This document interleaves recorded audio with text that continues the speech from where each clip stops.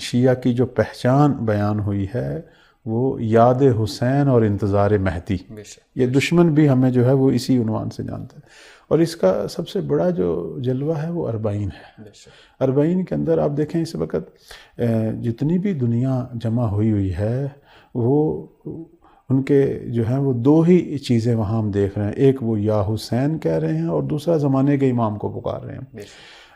کیونکہ مولا امام زمان اجل اللہ فرج الشریف کی جو ذات مبارکہ ہے وہ بے عنوان منتقم خون حسین جو ہے،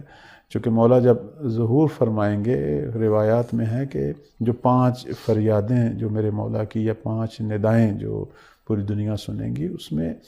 اپنا جو تعارف ہے اس میں وہ ایک منتقم کا عنوان بھی ہوگا کہ میں جو ہے وہ منتقم ہوں اپنے جد کے خون کا. البتہ اس میں ہمارے ائمہ سے پوچھا گیا کہ امام مہدی صلوات اللہ علیہ کس طرح انتقام لیں گے،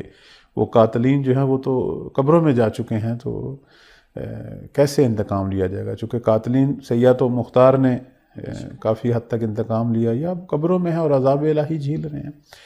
تو ائمہ علیہم السلام نے اس کا جو جواب دیا وہ یہ ہے کہ اس زمانے میں ایسے لوگ ہوں گے جو یزید کے اس مذموم اور اس مکروہ عمل جو ہے اس نے جو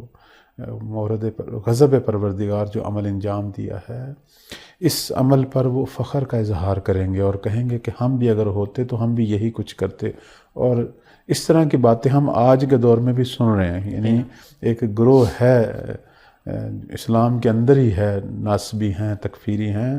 کہ جو یزید کو امیر المومنین کہہ رہے ہیں اور اس کے کاموں پر جو ہے وہ فخر کا اظہار کر رہے ہیں، اور اس کے مد مقابل جو ہے وہ نعوذ باللہ امام حسین علیہ السلام جو ہے ان پر جو ہے وہ زبان اعتراض جو ہے ان کی بلند ہوتی ہے.